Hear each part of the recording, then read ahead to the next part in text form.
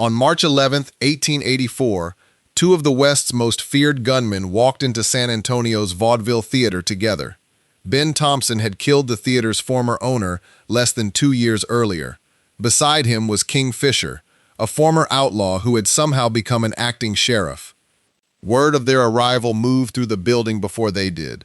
Within minutes, both men were dead. The Wild West made gunfighters look immortal, but their endings were often stranger than their legends. Some survived famous shootouts only to die from disease.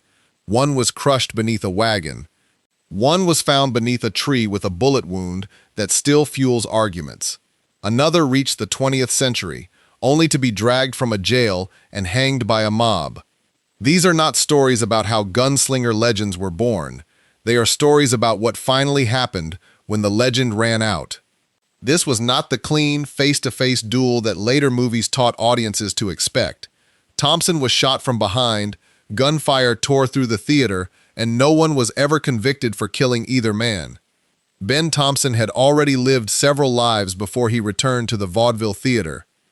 Born in England and raised in Texas, he fought in the Civil War, served with Maximilian's forces in Mexico, gambled across frontier towns, and built a reputation for terrifying speed with a revolver. Yet Austin voters twice elected him city marshal. By contemporary accounts, he was not merely a famous gunman with a badge.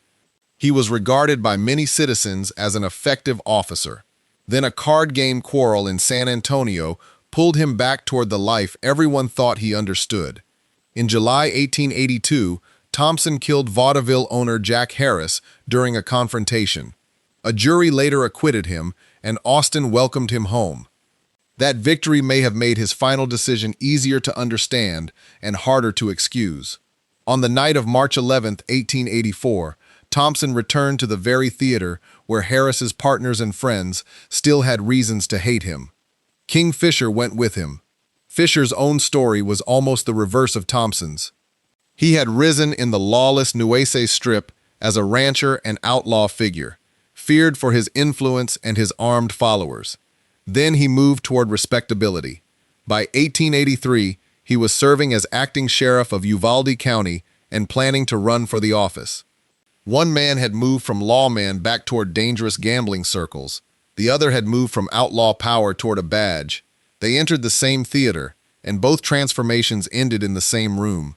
A coroner's jury called the killings self-defense. No one was charged. For two men famous for surviving armed confrontations, the final fight gave them almost no chance to control the ending. Doc Holliday seemed to be living on borrowed time long before Tombstone made him famous. John Henry Holliday had trained as a dentist, not as a professional gunfighter. Tuberculosis changed that future.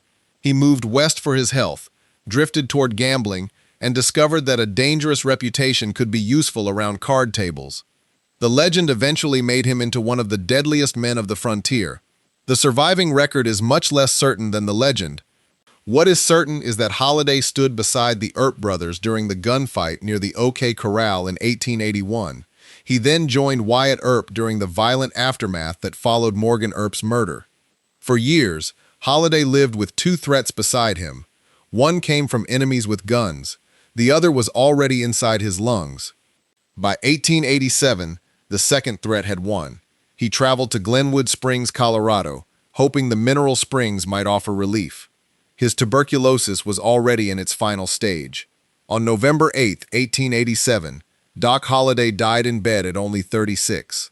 The irony was almost too perfect for the legend that followed. A man remembered for frontier gunfire survived Tombstone, survived feuds, survived arrests, and died from the disease he had been carrying for years. The gunfighter image became larger after his death. His actual ending was quiet, slow, and completely beyond the reach of a revolver. Clay Allison's reputation promised a violent death. His real ending came from a wagon wheel. Allison had served in Confederate forces during the Civil War before moving west and entering the cattle world. He worked as a cowhand, became a rancher, and repeatedly found his name attached to brawls, shootings, and frontier violence. In Cimarron, New Mexico, he killed gunman Pancho Griego after the lynching of Griego's friend Cruz Vega. In Colorado, Allison and his brother became involved in another deadly confrontation, though the case against him was later dismissed on self-defense grounds. Stories about his temper multiplied faster than anyone could verify them. Some were true, some were embellished. Together they created the image of the Wolf of the Washita, a man supposedly headed toward an inevitable showdown. But age, marriage, ranching, and family life began to slow him. By the mid-1880s, Allison was no longer simply a wandering gunfighter. He was a ranch owner with a wife and children. Then, on July 3, 1887, he was hauling supplies near Pecos, Texas. He fell from a heavily loaded wagon. The rear wheel ran over him and fatally injured him. No rival had finally outdrawn Clay Allison. The machinery of an ordinary working day did what years of armed enemies had failed to do. Luke Short came closer than most men to the kind of showdown Hollywood later made famous. He was a gambler, saloon owner, and gunman who moved through places such as Tombstone, Dodge City, and Fort Worth. In Fort Worth, his most dangerous conflict was with former City Marshal Jim Courtright. The two men were not strangers. They had once been friendly, but gambling interests and underworld power helped turn them into rivals. On February 8, 1887, they met on Main Street. The confrontation turned into gunfire. Short's shots killed Courtright. Courtright died in one of the rare Old West gunfights that actually resembled the face-to-face duel of later legend. Short survived the moment that should have become the climax of his life. Instead, his final chapter was almost the opposite. His health deteriorated during the early 1890s. He traveled to Gouda Springs, Kansas, hoping the resort's waters might help him. They did not. Luke Short died there in September 1893 from an illness described at the time as dropsy. He was 39. The man who had beaten a celebrated gunfighter in a street duel did not die with a pistol in his hand. He died far from the saloon floor, after his body simply stopped cooperating. Johnny Ringo left behind the kind of ending that legends feed on, because the facts never feel dramatic enough. As a boy, he witnessed his father's accidental shooting death on the California Trail. As an adult, Ringo became entangled in violence in Texas and later in the world surrounding Tombstone. He drank heavily, carried a dark reputation, and developed real hostility toward Doc Holliday and the Earp faction. But some of the most famous Ringo scenes exist only in movies and later storytelling. He was not even in Tombstone during the gunfight near the OK Corral. By the summer of 1882, his life had become increasingly unstable. On July 14th, his body was found against an oak in Turkey Creek Canyon outside Tombstone. He had a gunshot wound to the head. A nearby resident reported hearing a single shot the previous day. The official verdict was suicide. That should have ended the story. Instead, it opened another one. Wyatt Earp later claimed responsibility, while other theories blamed enemies or imagined Doc Holliday as the killer. None of those murder theories has displaced the official conclusion with convincing evidence. Ringo's death remains compelling precisely because history gives us a likely answer while legend keeps demanding a different one. A man surrounded by invented gunfights ended with one real gunshot and a century of argument. John Wesley Hardin built a reputation so violent that even his own version of events struggled to make it sound ordinary. His career began when he was still a teenager. Violence followed him through Reconstruction-era Texas, the cattle trails, and the feuds that consumed parts of the state. Hardin later claimed that he killed only when forced to defend himself. The record left behind by his life makes that self-portrait difficult to accept without skepticism. In 1877, Texas Rangers finally captured him in Pensacola, Florida. He was convicted for the murder of Deputy Sheriff Charles Webb and sentenced to 25 years in prison. Then Hardin did something few people expected. Behind bars, he studied law. After his release in 1894, he was admitted to the bar and tried to build a legal career. For a brief moment, one of the West's most notorious gunmen appeared to have crossed into another life. El Paso pulled him back. Gambling, a complicated affair, and conflict with lawmen surrounded his final months. On August 19, 1895, Hardin was inside the Acme Saloon. Constable John Selman approached and shot him.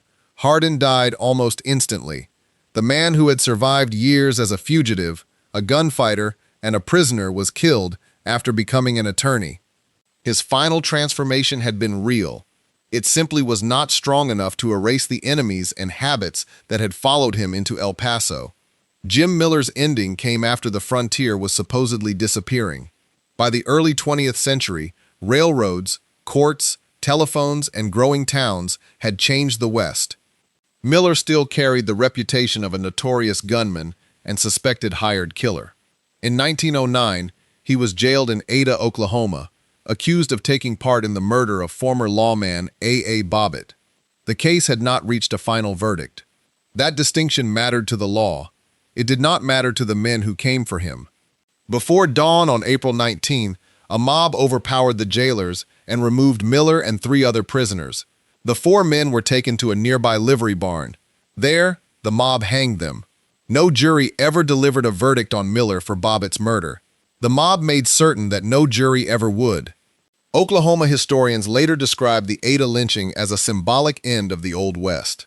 That description fits for an uncomfortable reason. The frontier legend often celebrates men who settled disputes outside the law. Miller's death showed what that principle looked like when a crowd decided it could replace the law entirely. The gunslinger survived into a supposedly more modern age. What killed him was not a faster draw, but the same belief in private justice that had helped make the old frontier so violent. The famous gunfighters of the West did not receive one kind of ending. Some were shot by enemies, some died from disease, one died under a wagon, one became a mystery, and one was denied a trial by a mob. Their legends make violence look like destiny. Their actual final fates were far less predictable. And that may be the most revealing part of the story. Which of these endings surprised you the most?